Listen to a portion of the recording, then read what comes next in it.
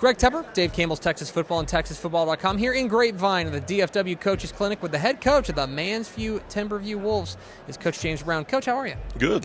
Hanging in there. Trying to make the climb. Getting better every day. Well, the climb has been pretty remarkable for you guys the past few years. This past year, 13-1, another one to the regional final. Now that you've had a little bit of time to digest, a little time to sit back for a month, how do you assess what you guys were able to do in 2022? You know, I think it's been a yearly deal, trying to get better every year. I mean, I think we've been trending upward the last 4 or 5 years.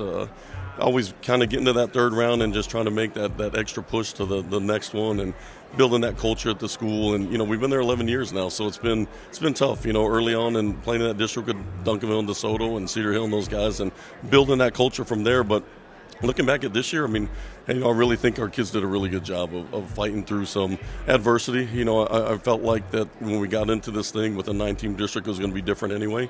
You know, some new faces that we hadn't seen ever in Birdville and Richland. And, you know, we had seen some of those guys in the DISD district a little bit the year before when we were with Highland Park and those guys. So, you know, a little bit different for us this year going in, you know, kind of as the favorite. I don't think we've ever been in that role. So, you know, to do that and to take the role on and to work as hard as they did, I think we did a really good job. I think the kids did a really good job of putting themselves in that position. Well, and the other thing that was so strange for us is we're so used to you guys being like, yeah, you know, like 1-4, something like that, right, and then get really hot down the stretch. But you guys came out of the gates, you know, firing. Part of it is the schedule, and part of it is just you guys were really good from the beginning. Did you feel like the way you guys started this season kind of portended the kind of season you guys were going to have? I do. I think that we went into the season knowing that we were going to be really good on the offensive line.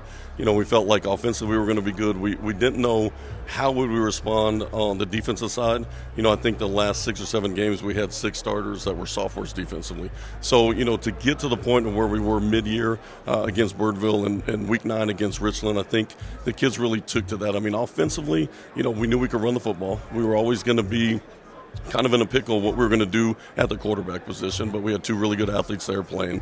So, you know, Jarvis Reed and those guys and Andre Koja went to Texas. I mean, those guys really did a good job of maintaining what we want to do as far as running the game and shortening the game down and letting the defense grow as the year went on. So now going into the offseason, coming off of what have been a run of remarkable years, how do you guys, you know, you are losing some of the big names, but also a fair number of guys, youngsters who stepped up for you guys. How do you approach this offseason with what's going to be kind of a, let's call it a new look 2023 Wolves team? Yeah, I think it's just creating the standard, you know, and I think our kids really understand what the standard is. I think the expectations over the last 5 years have been raised. They know the district that we're in now. We know what we have to do and what we need to do throughout the year to get better for week 12 and 13. So, I mean, you know, we fully expect to be, you know, as good as we were.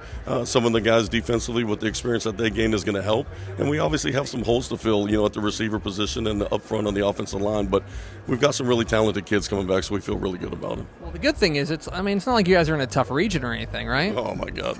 I mean, yeah, not at all. It's Longview and Lone Star, and I mean, you can just rattle them off. I mean, and then, you know, you get through that and get a chance to play Aledo, so that's always good. But, you know, I think our kids being where we were in the past and truly understanding being a district with Aledo and the Highland Parks and playing the Lone Stars and all those guys pre-district and going down to Lake Travis and playing those guys. I think what we've done is trying to build this program to be an elite program, and I think it's finally coming to fruition. Coach, we appreciate your time. Thanks. I appreciate it, Tim.